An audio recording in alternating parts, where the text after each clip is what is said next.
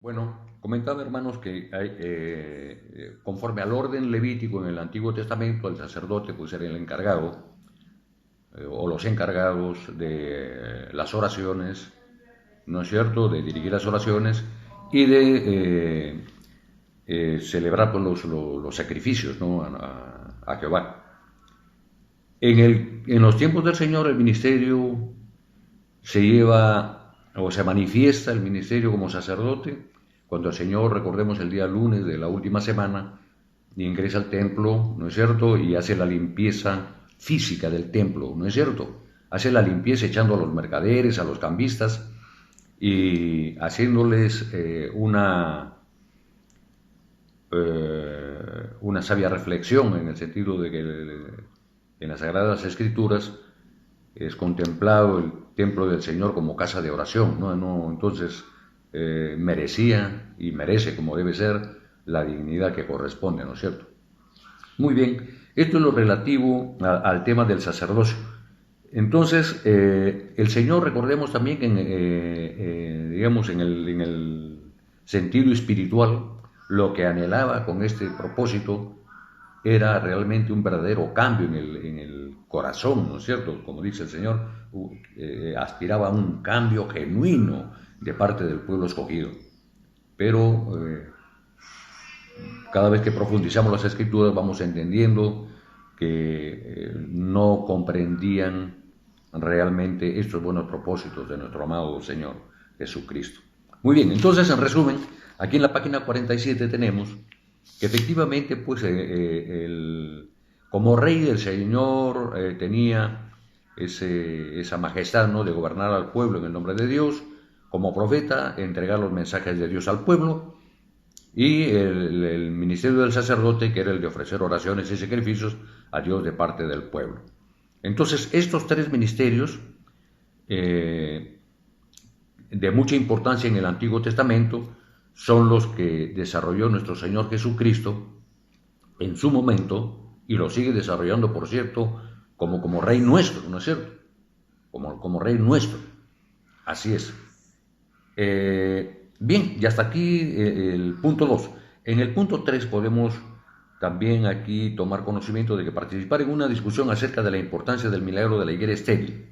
Ya hemos visto, pues, hermanos, que no solamente la higuera, la vid, los olivos o el olivo, esa es una simbología que usa el Señor, ¿no es cierto?, en un sentido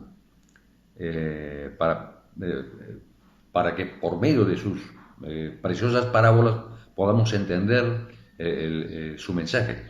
Entonces, usa estas plantas como símbolo, como simbolizando al pueblo judío. En el caso específico de la higuera estéril, no vamos a entrar en detalles si fue, digamos, la maldición de juicio, como se le conoce, la higuera, ocurrida el día lunes o el día martes. No vamos a entrar en el detalle porque realmente no hay conflicto entre lo que escribe Mateo y en lo que escribe Marcos. Vamos a ir directo al grano. ¿Cuál es el verdadero significado de esta enseñanza? El Señor maldijo la higuera, ¿no es cierto? Porque tenía un sentido, era como desechar al pueblo judío. ¿Cuál es la enseñanza? El Señor encontró la higuera, recuerden que se acercó el día lunes tratando de coger fruto de la higuera. Recuerden que en Palestina, bueno, probablemente por su microclima o su condición natural, era uno de los pocos sitios donde la higuera producía el fruto, o sea, el higo, antes que saliera la hoja. Y obviamente cuando el Señor se presenta o trata de coger el fruto de la higuera, ya la higuera tenía hojas, pero él no encontró fruto. Por eso es que la maldijo. Y el significado, haciendo la analogía, es que planta que no da fruto, o sea, refiriéndose al pueblo judío, será desechada, dice el Señor, en varios tramos de las Escrituras, tanto del Antiguo como del Nuevo Testamento. Entonces, es desechada, cosa que ocurrió literalmente cuando el pueblo judío no escuchó su palabra. Entonces, él les advierte, ¿no?, que no obstante a ser cumplidores de la ley de Moisés y de hacer sus ayunos y muchos rituales que ellos tenían al estilo fariseo, no irían primero. Ellos, lo que ocurre, y hemos visto en el apostolado de Pablo, también, ¿no es cierto? Le habla al pueblo judío y cuando no le escucha al pueblo judío, se dirige al pueblo gentil, se dirige a los extranjeros, ¿no es cierto? Y bueno, refiriéndonos al tema aquí de la higuera estéril, las hojas simbolizaban a quién, a los fariseos, porque aparentaban, o sea, les enrostraba su falsa religiosidad, ¿no es cierto? Muy cumplidores de la ley de Moisés, los fariseos tenían esta característica de aumentarle a la palabra de Dios, aumentarle a las Sagradas Escrituras unas cosas producto de la tradición, por supuesto orientadas a mantener un estatus dentro de las autoridades religiosas, ¿no es cierto? Entonces, ¿qué es lo que reclamaba en el fondo el Señor? Reclamaba frutos dignos. Frutos dignos, árbol que no da fruto simplemente ocupa un espacio y es más, daña la propia tierra donde se germinan las demás plantas. Entonces, este tema referido al punto 3, lo que podemos tomar como una lección práctica, es lo que viene para nosotros como una enseñanza, cuando nosotros hemos tomado conciencia de la regeneración de nuestra vida. Antes pertenecíamos al mundo, antes pertenecíamos al mundo gentil, ¿no es cierto?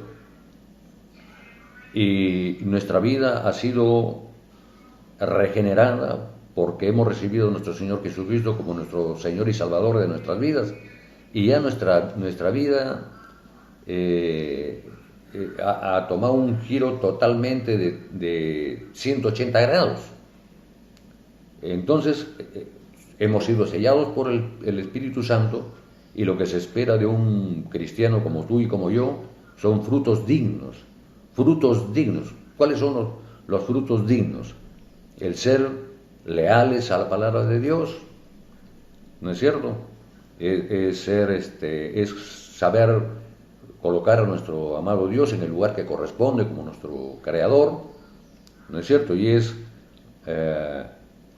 lo que hacemos siempre y lo que ya hemos hecho en un momento, dando nuestra prueba de fe, reconociendo al Señor Jesucristo como nuestro Salvador y Señor de nuestras vidas, y obrando bien en todo momento, ¿no es cierto? Son los frutos dignos, frutos dignos. En el punto 4 tenemos el tema de identificar el tema de las discusiones que tuvo Jesús con sus detractores el día martes, basándose en la defensa de Jesús, utilizar razones y pruebas de las Escrituras. Claro, aquí el Señor Jesucristo en el día martes, ¿no es cierto?, en esos desencuentros que tuvo con el pueblo judío,